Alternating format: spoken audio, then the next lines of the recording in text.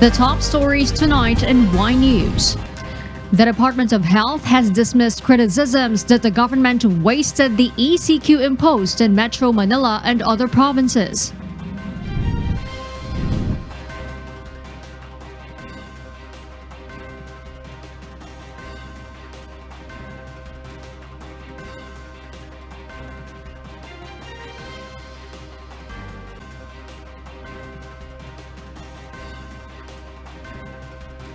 China's top health official admits low efficacy of COVID-19 vaccines. President Rodrigo Duterte forced not to criticize China on the West Philippine Sea issue due to donated vaccines, according to a maritime expert.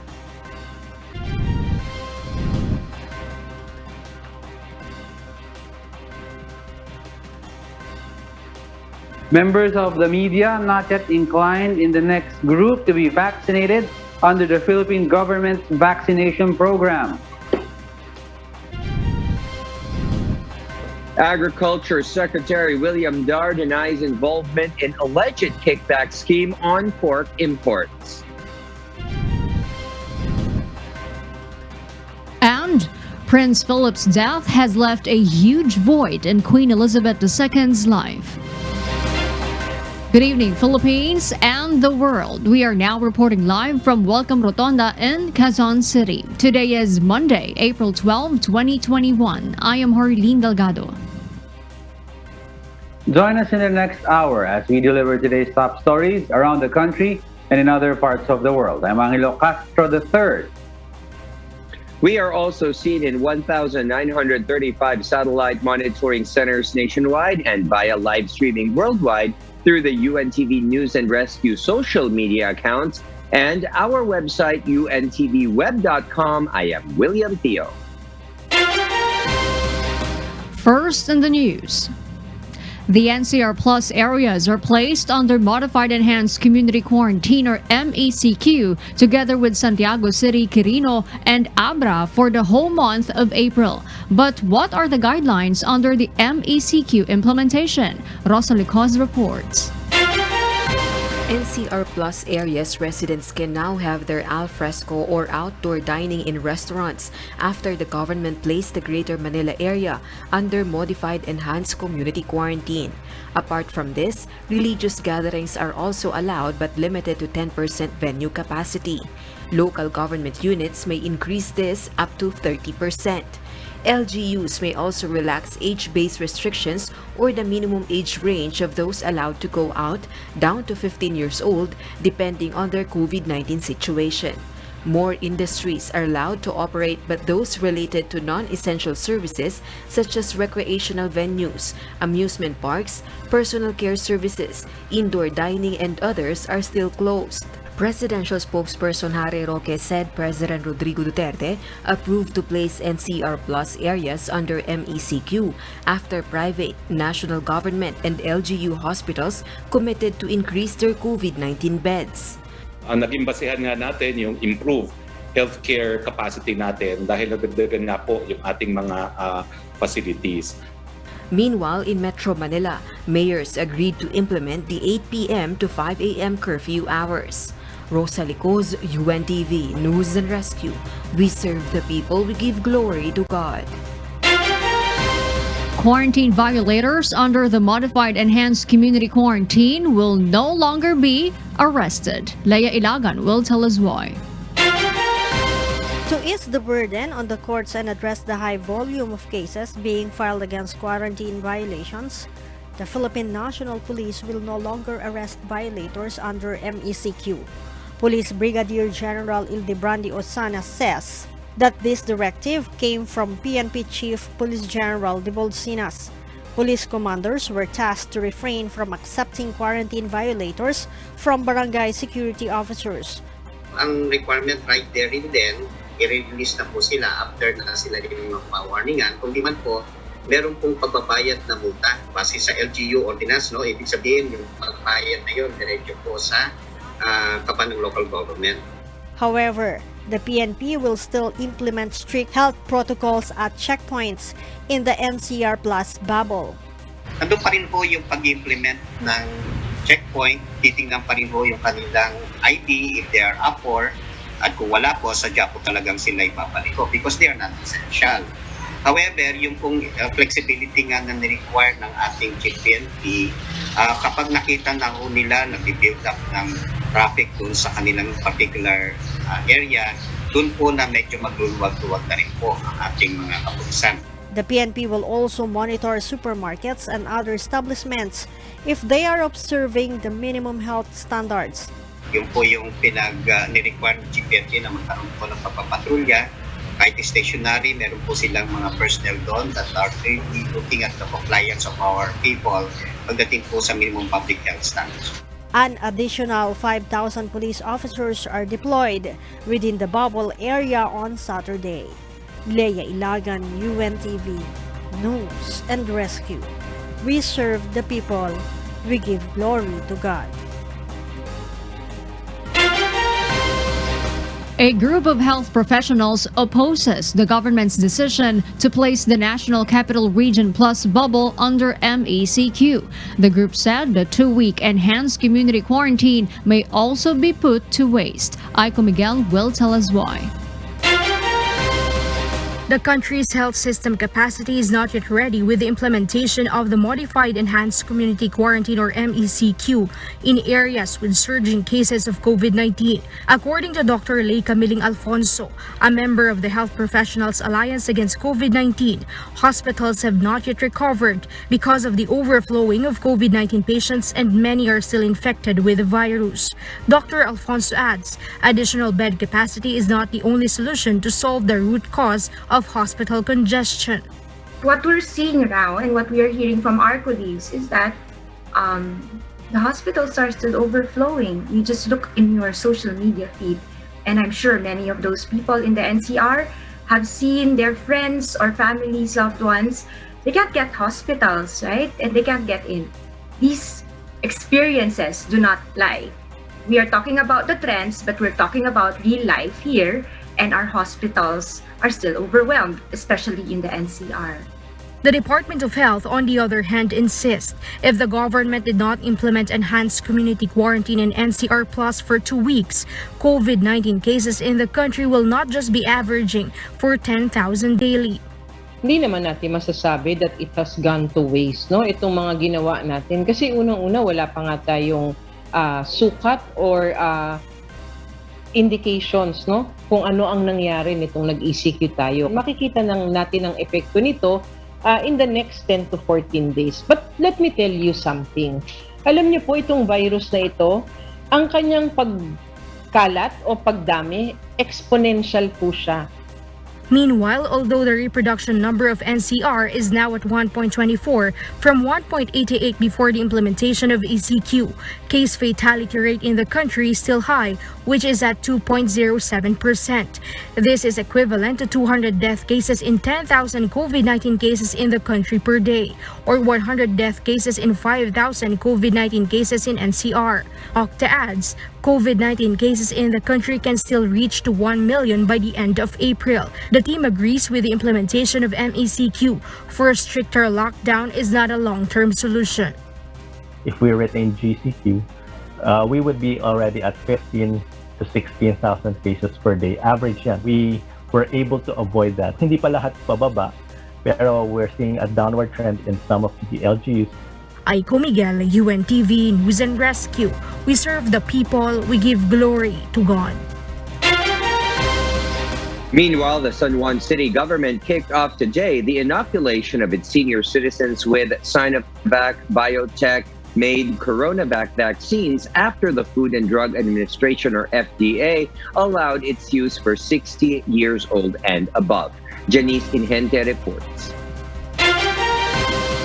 Rodrigo Malik, 69 years old, is one of the senior citizens in San Juan City who was vaccinated with the CoronaVac vaccine.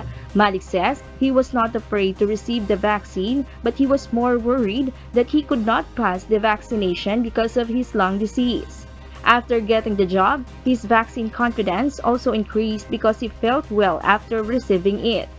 Wala, parang inaantok. Okay lang to eh. Kasi, syempre kagabi medyo excited ako, hindi ako masyado makatulog kagabi. Huwag silang matakot. Kailangan magpabakuna sila para sa proteksyon din sa katawan nila. Santos couple Tess and Buddy also got the Sinovac vaccine. According to Tess, they chose to be vaccinated so that they cannot add more to the COVID-19 cases.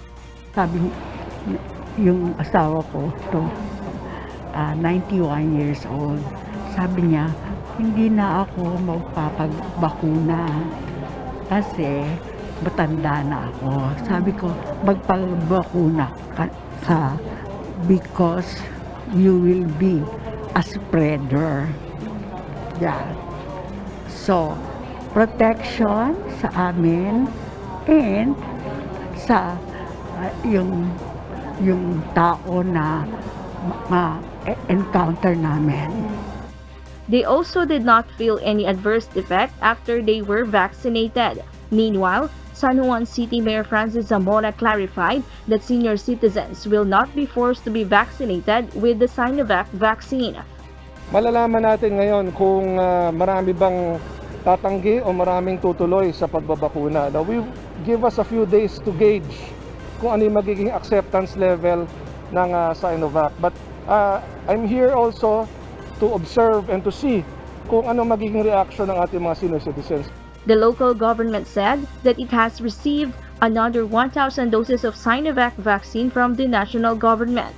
As of April 11, 51,419 San Juaneños have registered with the city's vaccination registry, or 60.21% of the target population of 85,400.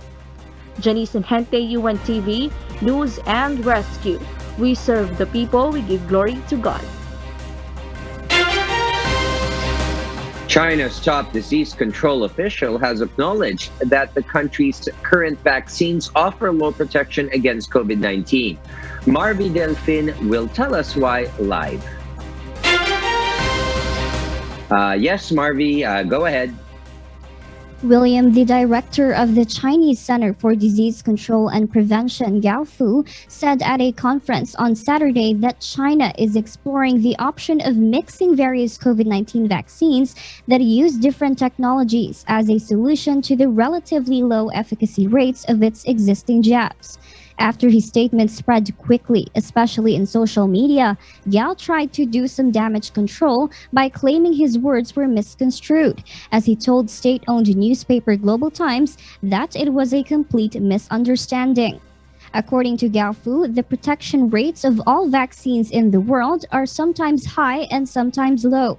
And what's important is how to improve their efficacy rates by examining other routes, such as adjusting the dosage, the interval between doses, or increasing the number of doses. China currently has 5 vaccines in use in its mass immunization campaign.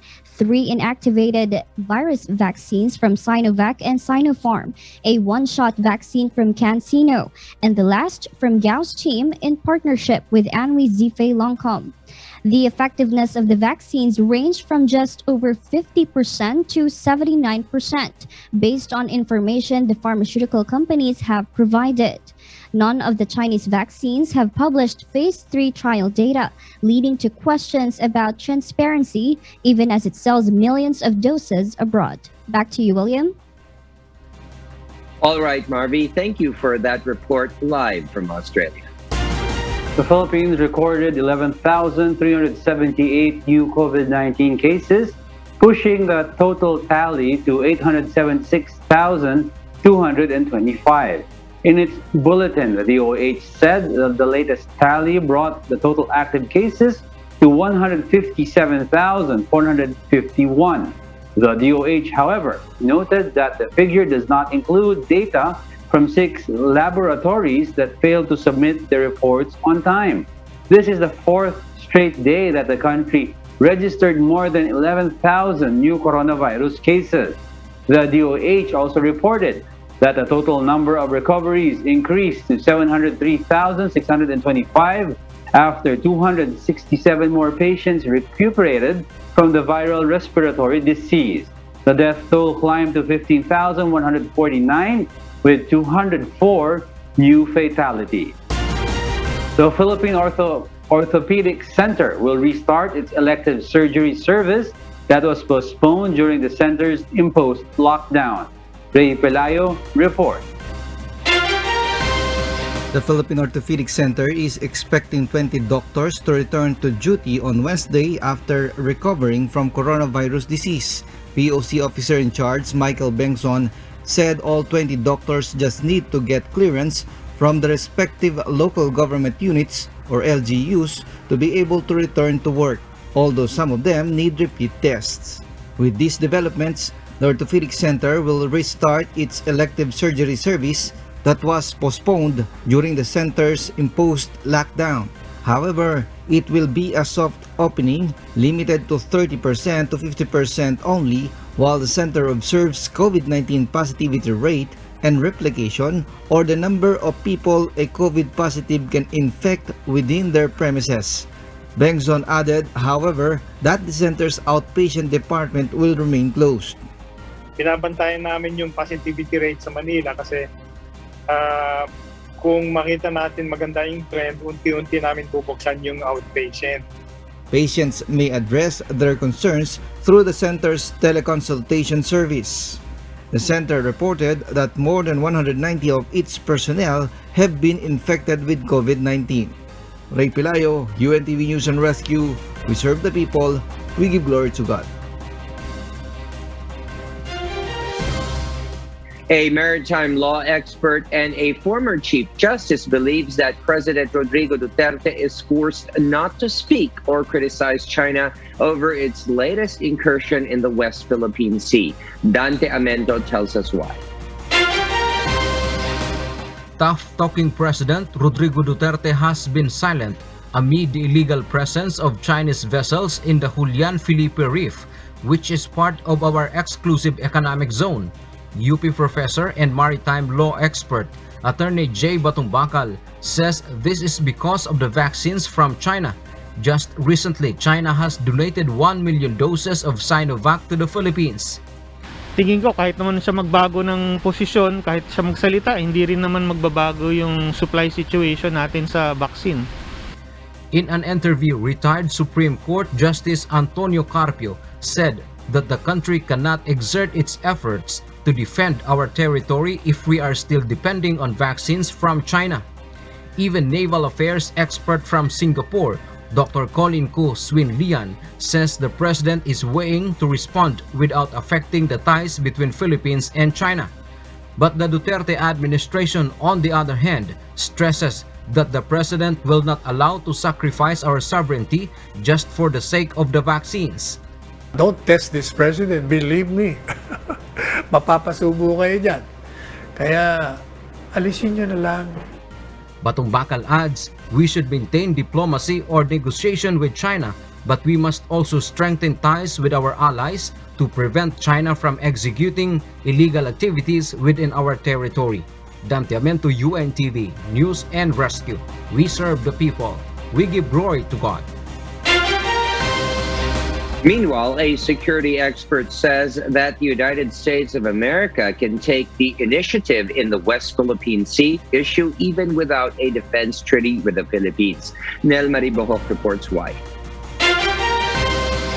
The Philippines and United States security officials are now in talks to discuss several measures to deepen its defense cooperation. This is amid China's recent aggression in the West Philippine Sea, according to Dr. Romel Banlawi, a security expert, that even without the 1951 Philippines-US Mutual Defense Treaty, US may act in the tensions in the West Philippine Sea. Kahit na walang mutual defense treaty, ay pwedeng gumawa ng military reactions yung US kung sa tingin niya ay natitreated yung freedom of navigation sa area na yan. The U.S. already emphasized the importance of freedom of navigation operations and of ensuring free and open access to the South China Sea. The Biden administration has said it would stand by the Philippines amid the dispute. Despite this, the country should be prepared in any escalation in the region. At dahil nga meron tayong mutual defense treaty, kahit hindi natin kagustuhan, kung na-involve ang Estados Unidos, ay malamang ay mai-involve ang Pilipinas sa anumang military activities na magaganap sa South China Sea. Under the U.S.-Philippines Defense Treaty, each country would come to the defense of the other in case of an attack by a foreign country. According to Senator Panfilo Lacson, the defense pact is our weapon to protect our fish from being stolen. For Senator Richard Gordon, the government should have immediate measures to address the threat to the country's sovereignty, like having more and increased level of military exercises with our allies through the Visiting Forces Agreement. Nel Maribuhok, UNTV News and Rescue, we serve the people, we give glory to God. The Armed Forces of the Philippines, or AFP, and the United States military hold the 36th Balikatan exercises as it officially kicked off the joint drills today at Camp Aguinaldo in Quezon City. General Cirilito Sobejana, AFP Chief of Staff, declared the opening of the two-week Balikatan amid the growing tensions with China in the disputed territory in the West Philippine Sea. The AFP and the U.S. Armed Forces made several adjustments to prevent the possible spread of COVID-19, including the decrease in the number of participants from both forces. The AFP will have 736 participants, while the United States Armed Forces will have approximately 225 participants. This year's Balikatan will include a bilateral staff exercise, close air support training, subject matter exchanges, maritime securities training, and humanitarian and civic assistance activities that will be conducted in areas within the Northern Luzon and Southern Luzon Command. The Department of Agriculture denies its link with the alleged corruption in the country's pork importation. Meanwhile, some lawmakers renewed its call to President Duterte to reconsider his order temporarily lowering the tariffs on pork imports. Harleen Delgado tells us why. Agriculture Secretary William Dar has denied the allegation that the agency is involved in the alleged tongpats or kickback scheme in the country's pork imports. The Senate Committee of the Whole conducted a hearing today on the impact of the African swine fever or ASF in the country's food security crisis. As regards the alleged tongpats of about 5 to 7 pesos per kilo of imported pork, the present DA leadership categorically denies any involvement if such scheme indeed exists. Meanwhile, senators renewed their call to President Rodrigo Duterte to reconsider its executive order lowering the tariffs on pork imports. Botcha o double dead ang epekto ng EO 128. Bakit? Patay ang lokal na industriya ng baboy, patay din ang koleksyon ng taripa ng gobyerno. Ba't binababa nyo yung tarif? Aalisin nyo yung kita ng gobyerno. Sa bulsa punta yan. My big question is, how were you able to convince the President? According to the Bureau of Customs, they were also not consulted on this recommendation of the agency. Senator Panfilo Lacson estimates that the government will lose 3.6 billion pesos in revenues once the order takes effect. Dar defended the recommendation, saying that it was studied thoroughly and went through the National Economic and Development Authority or NEDA board and the Department of Trade and Industry. The senators also raised suspicions on the timing of President Duterte's submission of the DA's recommendation to increase the minimum access volume of pork imports to 400,000 metric tons on March 26, the last session day of Congress. Lacson believes it is now deemed approved as Congress failed to act on it within 15 days due to session break. Meanwhile, the former head of the Bureau of Animal Industry denied the allegation that he issued sanitary import clearances coming from ASF-affected countries despite the ban order from then Agriculture Secretary Manny Piñol. Ronnie Domingo, who was reassigned to the Philippine Carabao Center, says smuggling is one of the main reasons why ASF was able to enter the country. However, the Compliance and Regulatory Enforcement for Security and Trade Office of the Agriculture Department noted that there were anomalies in issuing clearances, such as issuance to non-existent meat importers. The next hearing is scheduled on Thursday. Jorlene Delgado, UNTV News and Rescue. We serve the people, we give glory to God. The Central Bank of the Philippines insists that bank clients will benefit from the implementation of acquired-based fee charging on automated machines. On the other hand, transaction fees on ATM card holders remain free unless a client is a non-consumer of the same bank. Marvin Calas reports why. A labor group claims that putting an acquired-based fee charge or ABFC on automated machines is insensitive and unaccepted for public workers, especially during pandemic. Sabi nila, itataas yung interbank na mga charges, lalo sa ATM. Kasi nga daw, para mag-compute ang mga bangko. Kalokohan ito. Kasi naman yung i-suspend mo na.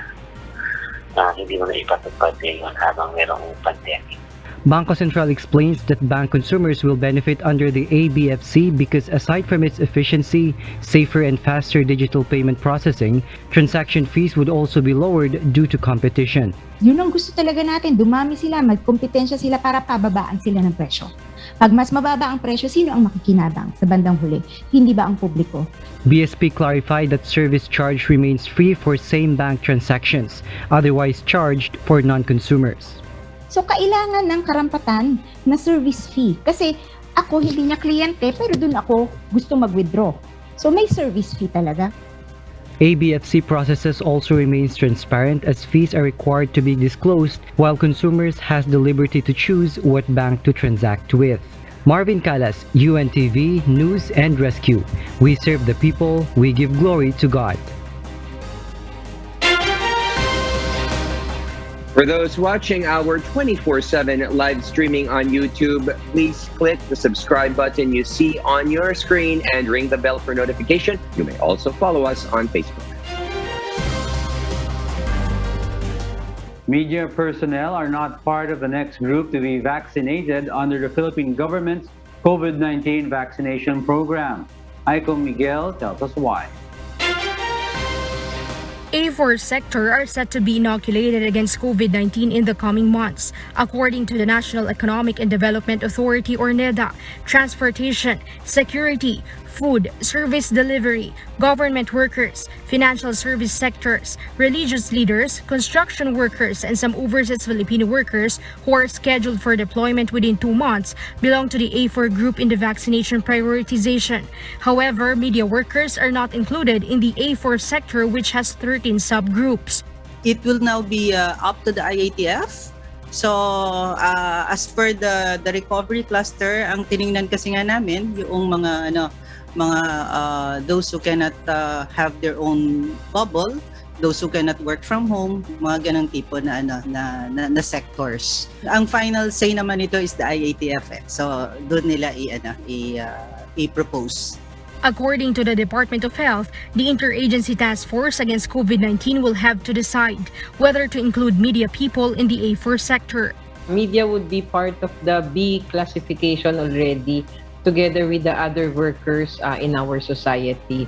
But as what Yusek Rose have mentioned, if this will be discussed in the IATF and resolved na isasali, and then that would be something that we need to change or include into this framework. Meanwhile, NEDA and DOH urge companies and agencies to issue a certificate of eligibility to individuals included in the A4 sector. This document will serve as proof that a person is an essential worker. The certificate of eligibility has to be signed by the company owner or its human resources department head. Aiko Miguel, UNTV News and Rescue. We serve the people, we give glory to God. A group of hotel owners explains that it is not easy to convert their facilities to hospitals. They require, however, a clear recommendation from doctors appealing for the conversion. Asher Kadapan Jr. tells us why live. Association says it is complicated to convert hotels to hospitals as it would need specific equipment and personnel corresponding to the treatment procedures being proposed for its conversion. PHOAI's President Arthur Lopez explains that they have yet to receive any formal request from the Philippine College of Physicians regarding their appeal to utilize hotels as COVID-19 treatment facilities. The group believes that its conduct is not going to be easy and will be very expensive for the government. When you say hospital, ano bang lalagay dyan? Meron kang mga laboratory, meron kang operating room, okay? You have all the accessories to connect, like oxygen and everything, okay? And others. At saka hindi lang yun. Pag hospital yan, saan mo tatapon yung waste? It's complicated.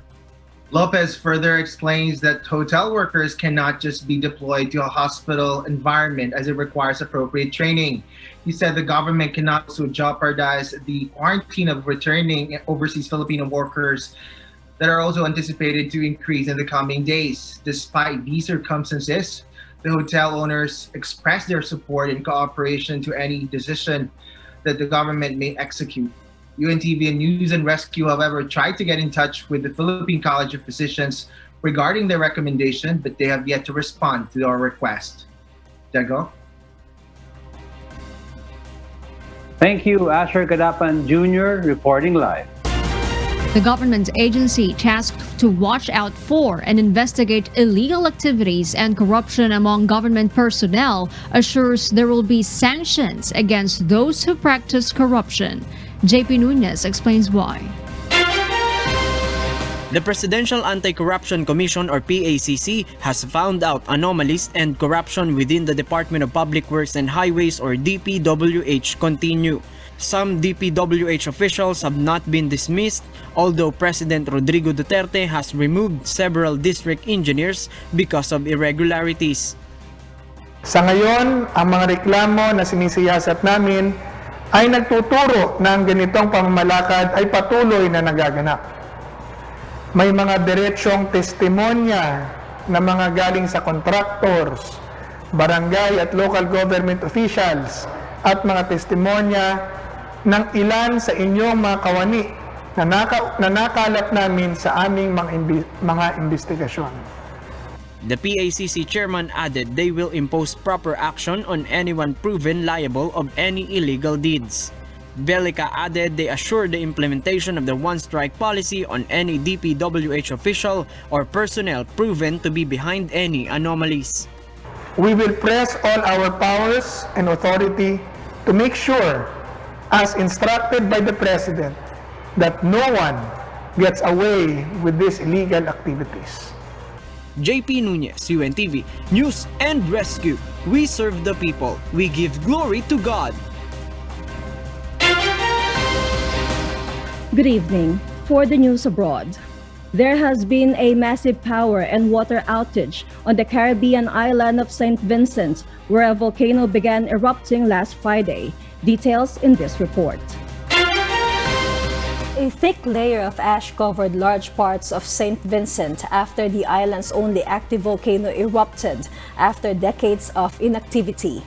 There have been no reports of casualties so far. Early Sunday, St. Vincent's National Emergency Management Organization said there was a huge power failure after another explosive event. The power was restored by midday. Around 16,000 people have fled their homes, many seeking refuge at government-run shelters. Ralph Gonsalves, the Prime Minister of the 32 islands that constitute St. Vincent and the Grenadines, said water supplies were affected in many parts of the islands. The country's airspace was closed due to the ash. Gonsalves also urged people to remain calm and attempt to protect themselves against the coronavirus. Authorities have said it is likely that explosive eruptions could continue for days and possibly weeks. Elsie Marcos, UNTV News and Rescue. We serve the people, we give glory to God. Iran suffered a blackout sabotage to their Natanz atomic facility, and responsibility for this was pointed towards Israel. Queenie Rivera will tell us the details why live. Yes, Queenie? LC. Iran's Natanz underground atomic facility experienced a blackout on Sunday. It was declared as a form of nuclear terrorism. There are no certain suspects liable for this, though Israel was rumored to be responsible. This increases the tension with other regions, with global leaders alongside Tehran persisting to arrange a torn nuclear deal. Though Prime Minister of Israel Benjamin Netanyahu has promised to halt the nuclear deal, no further information has been released regarding the facility. Head of the Atomic Energy Organization of Iran, Ali Akbar Salehi, describes this ordeal as a significant disruption. This was not the first time Natanz suffered a sabotage. Back in July of last year, an explosion was set in their facilities. Iran plans to reconstruct the damage in close-by mountain. Prime Minister Benjamin Netanyahu defends his country, Israel, claiming that Iran is the major threat. Elsie? Thank you, Queenie Rivera, for that report. The member of the British family, Prince Philip, Duke of Edinburgh, who died on Friday, left sorrow and inspiration. Nina Bascon reports why. Queen Elizabeth II was described as having left a huge void in her life and said to be bearing up with her husband's death, as it has been a dreadful shock and big loss to her and the whole nation. On Friday morning last week, Prince Philip, Duke of Edinburgh, died at the age of 99 years old at the Windsor Castle. Many were seen laying tribute to the prince's death, including Prince Charles, the first of Prince Philip and Queen Elizabeth's 4 children. My dear Papa was a very special person who, I think above all else, would have been amazed by the reaction and the touching things that have been said about him. And from that point of view, we are, my family, deeply grateful for all that. It will sustain us in this particular loss and at this particularly sad time. Both the palace and the government officials exhorted citizens across Britain not to come in person to pay their tribute and respect to the monarch's husband due to the coronavirus restrictions and regulations of social mixing. Despite this, many were seen to be leaving cards, notes, and flowers outside the gates of the royal residence. It was announced that the Duke of Edinburgh's funeral will take place on Saturday, 17th of April 2021 at 3 p.m. in St. George's Chapel, Windsor, to recognize and celebrate its 99 years of life and more than 70 years of service to the Queen, the UK, and the Commonwealth. The farewell service is scheduled to be broadcast live on television, as only 30 people will be able to attend the funeral. Prince Harry, the Prince of Sussex, who stepped away from royal duties last year and moved to California, was reported to have arrived back in Britain for his grandfather's funeral. He is to self-isolate and complete a period of quarantine. Unfortunately, his wife Meghan, who's pregnant, was advised to not travel with him. Nina Bascon, UNTV News and Rescue. We serve the people, we give glory to God. And those are the reasons behind the news in other parts of the globe. I am Elsie Marcos, live from Auckland, New Zealand. Good evening. And those are the reasons behind the news, April 12, 2021. I am Herlene Delgado. Reasons we deliver to you as they unfold. I'm Angelo Castro III. Because we need to know, we will always ask why. I am William Theo. We serve the people. We give glory to God.